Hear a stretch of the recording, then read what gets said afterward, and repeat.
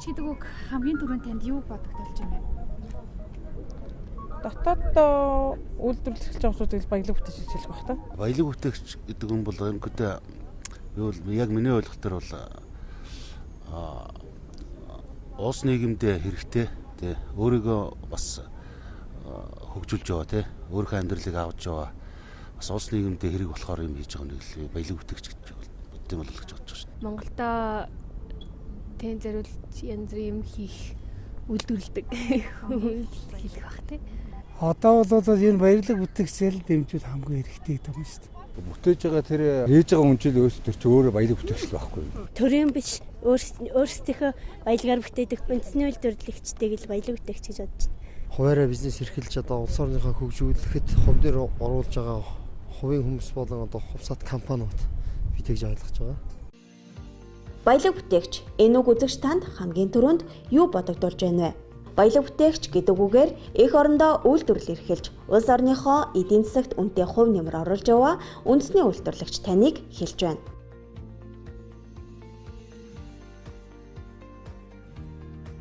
Нэвтрүүлгийнхээ энэ хэсэгт баялаг бүтээгчдийг дэмжих төслөөр эхэлж улмаар нийгмийн шаардлага үйлдвэрлэгчдийн хүсэлтээр байгуулагдсан баялаг бүтээгчдийг дэмжих холбооны эхлүүлсэн ажлуудаас хүрэх болно. Баялаг бүтээгчдийг дэмжих төсөл хөтөлбөр улс орон даяар амжилттай үргэлжилсэн салбар бүрийн баялаг бүтээгчдийн төлөөллийг эгнээнд нэгтгэн улмаар нийгмийн шаардлага баялаг бүтээгчдийн хүсэлтээр баялаг бүтээгчдийг дэмжих холбоо 2015 оны 3 дугаар сард байгуулагдаж байсан. Эдийн засгийн хүндрэлийг хамтдаа давж гарах зорилгоор эхэлсэн уг төсөл жилийн хугацаанд төрийн бус байгууллага болтлоо өргөжин өдгөө 100 мянга гаруй гишүүд дэмжигчтэй болоо зогсохгүй. 21 аймаг сум дүүрэгт баялаг бүтээгчдийг дэмжих холбооны салбар хороогоо байгуулсан байдаг. Өдөр ирэх тусам өрхийн жижиг үйлдвэрлэгчээс эхлээд үндэсний хэмжээний томоохон үйлдвэрүүдч баялаг бүтээгчдийг дэмжих холбоонд гишүүнээр эсэж нэгцээр байсан нь тэдний үйл хэргийг нэгтгэж нэгдсэн нэг бодлогоор дэмжих холбоог үйлдвэрлэгчид хүлээж байсан гэлтэй. Тиймдээч холбооны үйл ажиллагаа өргөжин тэлж улмаар үндэсний үйлдвэрлэгчид хамтдаа худалдан авагч, хэрэглэгч орон биш үйлдвэрлэгч Монгол болох нэгэн зорилгын дор урагшлах болсон юм.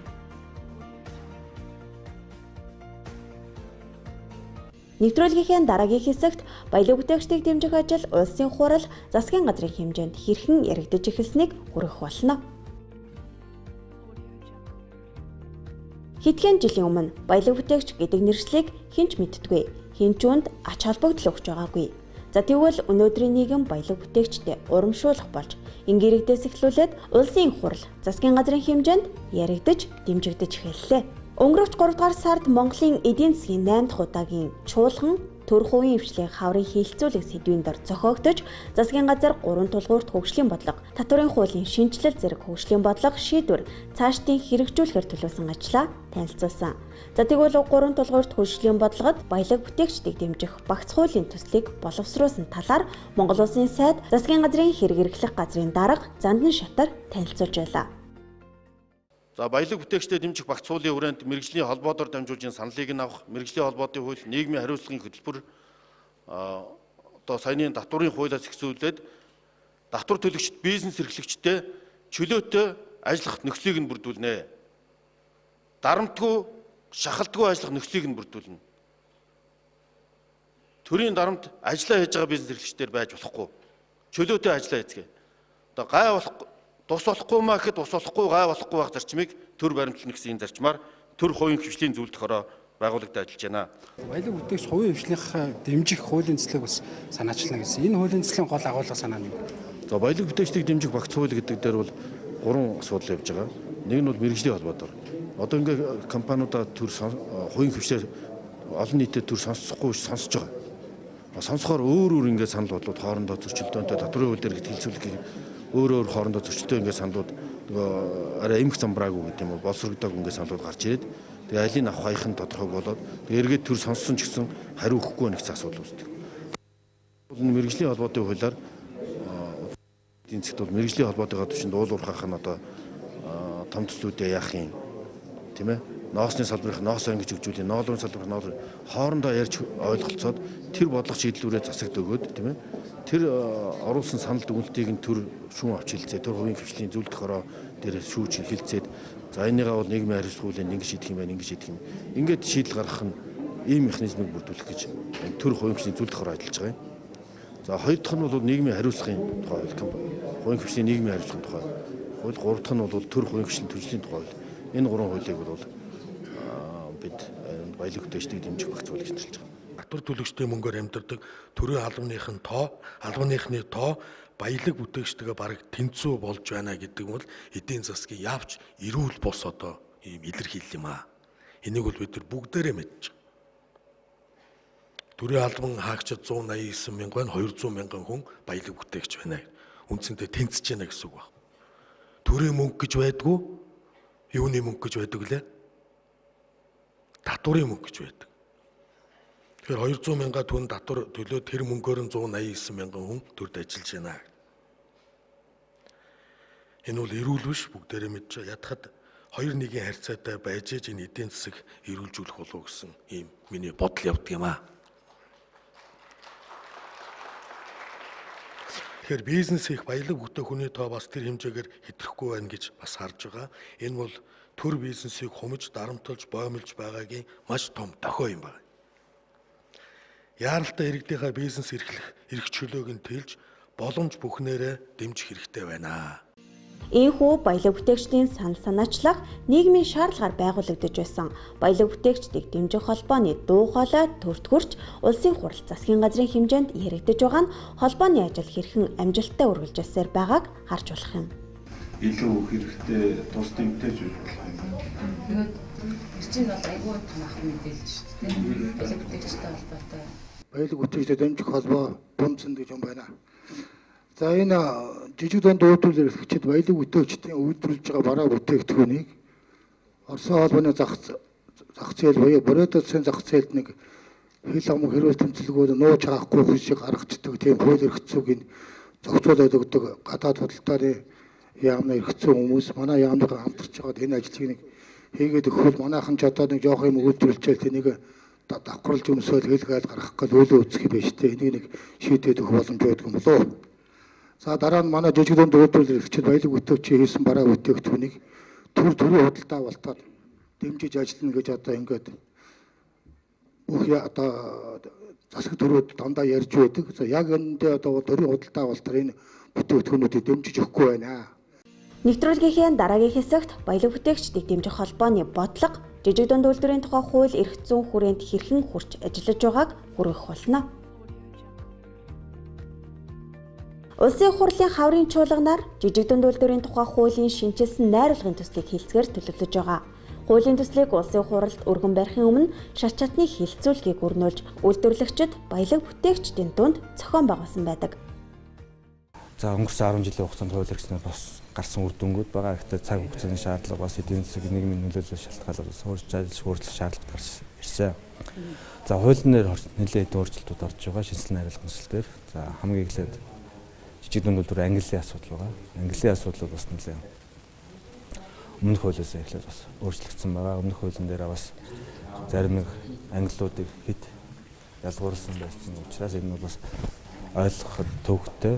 Нөгөө талаас бас статистикийн мэдээлэл гаргахад бас яг үнэн зөв бодит мэдээлэл гаргахад бас хүндрэлтэй байсан учраас бол ангиллын асуудлыг бол ялгаж гаргаж ирсэн байгаа. За олон улсын одоо ер нь жижиг дунд бизнесийг хамгаалдаг хуулиуд ямар байдгийг тэгээд манай одоо энэ шинжилсэн найруулга энэ хуулийн төслүүдтэй хэр уялдаатай байна одоо гэсэн харьцуулалт хийсэн. За ер нь бол харьцуулалт хийхэд бол манай хууль бол одоо нэг ихтэй гажсан одоо тий одоо буруу зүйлд орсон гэсэн бол юм байхгүй. Тин чи одоо юу гэдэг яг ийм байх ёстой гэсэн бас тийм дүрм журм байхгүй. Улс орон болгон мэдээж өөрийнхөө нөхцөлд тааруулж энэ хуулийг гаргадаг. За хуульд хамгийн хүндрэлтэй асуудал юу вэ гэхээр жижиг дундын тодорхойлт. Энэ л хамгийн хэцүү байдаг. За ялангуяа үүн дээр маш олон одоо хүмүүс сонирхолтой байдаг. За энэ бас өөрөө айгүй олон хүний амьдралд эргээд нөлөөлөх учраас яг тодорхойлтын дээр л асуудал их маргаан үүсэх юм магадлалтай байгаа бах. Гэхдээ одоо өнөөдөр бол энэ тодорхойлолт бол хамгийн одоо олон нийтэд нийцсэн хүн болгоны бас асуудлыг бас шийдэж чадахгүй. Тэгэхээр бас тэр олон саналуудаас дундаж одоо гол асуудлуудыг гаргаж энэ тодорхойлолтоо зөв гаргачих юм бол бусдаар бол хууль бол ер нь бол нэг олон улсын жишгээс цогцол зүрэг байна гэсэн юм хандлага. Иргэдийн оролцоо маш чухал учраас их хурлын гишүүд санаачлаад төрийн ордонд 21 аймаг 9 дүүргийн 800 орчим төлөөлөгчдийг оролцуулсан хилцүүлэг хийсэн байна. Эндээс гарсан саналуудыг хуулийн төсөлтөд оруулаад одоо яг тэр зарчмыг эвдэхгүй гэсэн тийм үндсээр явж байгаа. Яг тэгэхээр нэгэнт төлөөлөл бас 800 орчим хүмүүсийн санал байгаа учраас энэ бол яг дуу хоолой гэж бид нар харж байгаа. Баялаг бүтээгчдийг дэмжих холбооны зүгээс уг хуулийн шинжилсэн найрлагад баялаг бүтээгчдээ үйлдвэрлэл явуулахад нийцсэн таатай эрх зүйн орчныг бүрдүүлэхээр саналаа нэгтгэж байсан юм а. Ийхүү 21 аймаг сум дүүргийн салбар хорооноос нэгтгэсэн саналаа жижиг дунд үйлдвэрийн тухай хуулийн шинжилсэн найрлагын төсөлд нэмэлтээр оруулахаар хилцүүлгийн үеэр танилцуулж байсан юм. Манай холбооны зүгээс үзэж байгаагаар бол энэ жижиг дунд үйлдвэрлэлийн хуулийн дээр бол манай баялаг бүтээгчид жижиг дунд үйлдвэрлэгч нар бол маш олон асуудал байдаг. Энэ олонцсон асуудал дотроос бол энэ одоо санхүүгийн дэмжлэг, дээрээс нь борлуулалтыг дэмжих нь маш чухал байдаг л да. Ер нь бол одоо зээлийн балтан даалтын сан гэж байдаг, мөн жижиг дунд үйлдвэрлэлийг хөгжүүлэх сан гэж дэмжих сан гэж байдаг. Эдгээр сангуудын одоо үйл ажиллагааны талаар бол энэ хуулинд бол оруулж өгвөл зүйтэй юм шиг санагдаж байна. Яагаад гэвэл манай жижиг дунд бизнес эрхлэгч баялаг бүтээгчид бол бизнесийн одоо санхүүгийн дэмжлэг маш чухал байдаг. За ингээд үйлдвэрлэлээ эхлээд ажилласны дараа бол борлуулалт нь аягүй чухал.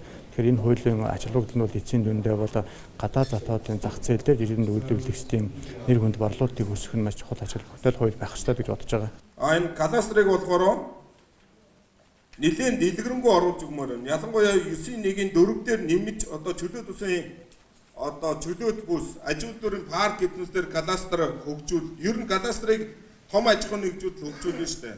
Тэгэхээр том аж ахуйн нэгжтэй бас ямар кадастрыг хөгжүүлвэл ямар дэмжлэг урамшуул байх талаас нь зааж өгсөн дээр болов. Тэгэхээр энэ кадастрын энэ бүлгийг бол үнэхээр дэлгэрүүлж кадастрын системийг оруулж өгмөр байна. За хуучин хуулийн төслөөс бол өөрчлөлтүүд орсон байгаа. Хуулийн төслөөр ажилчдын тоо жилийн борлуулалтын орлогонд нь харьцсан хамааралгүй жоохон тийм хууль байсан. Энэ удаа хуулийн төслөөр бол жижиг дунд үйлдвэрлэгч гэдэг ялгцсан байгаа. За ажилчдын тоогоор нь борлуулалтын орлогоор нь. За дунд үйлдвэрлэгчид дээр бол хуулийн төслөөр 2.5 тэрбум төгрөгийн орлоготой 50-аас 200 ажилчин албан хаагчтай үйлдвэрлэгчийн дунд удирдлагын гэсэн байхгүй. Бидний санал дээр бол бид бол борлуулалтын орлогын бол 3 тэрбум болгоё гэж. Одоо гарах гэж байгаа татварын хуулийн дээр бол 3 тэрбум төгрөгийн борлуулалтын орлогыг 1% татвар төлнө гэдэг татвар шинжилсэн хуулийн төслөөр явж байгаа. Энэтэйг уялдуулаад ер нь тийм байвал яасан байх санаа байна.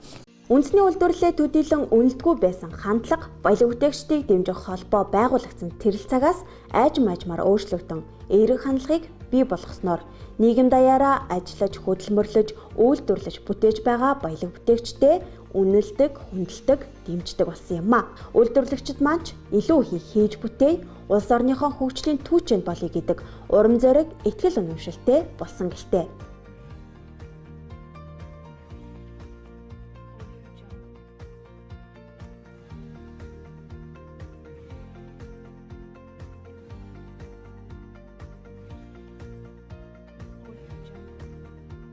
За энэ дэмжлэг яах вэ? Ер нь нэгэд үндэсний үйлдвэрээ ер нь хувь хүн болоод улс их орн ч гэсэн дэмжиж бизнесээ өргөжүүлээ. Тэгээ манай монголчуудаас гаднаас юм авахгүй өөрснөө хийдэг болоод өөрснөө аягүй гоё юм хийгээд тэрийг гоё болон хөгжүүлээсэй л гэж бодож байна. Үндэсний үйлдвэрлэл энд үйлдвэрлэсэн юмнуудаас авах туфтаа хүмүүс бас тэг үндэсний үйлдвэрлэлээ дэмжиж тэгээд төр засгаас ч гэсэн тэднийгээ дэмжиж санхүү талаас нь тусалж тэгсэн тохиолдолд илүү цаашаа өргөжиж хөгжих боломжтой юм аа гэж гадаад руу гарч байгаа мөнгөний урсгалыг Монгол бий болгож байна. Монгол бий болгоно гэдэг чинь монголчууд ажилдаа амьдралын дэвшлэл гэсэн. Ард ирдэ хандаж үндэсний үйлдвэр дэмжээрээ Монгол үрлж байгаа бүтээгдэхүүнээ авралчихлээ. Баялаг бүтээгчдийг дэмжиж ижил улс орн дээшээ дэвжих гэж бодож байна. Нэгэнд зорж тийм салбарт ажил эрхэлж байгаа Монгол ахын дүүстэй гээд сэтгэлтэй бай, твширтэй бай, тэгээд болдог юм чинь болох байхаа тэгээд нэг л өдөр Монгол төрийн бодлого баялаг бүтээгчдийг дэмжинэ гэдгийг би бас итгэлтэй байна. Ийхүү нийгмийн хандлагыг өөрчилж хамтдаа урагшилахад баялаг бүтээгчдийг дэмжих холбооны үйл хэрэг хөгжүүлэх хурдсуур ташуурн болж чадсан юм.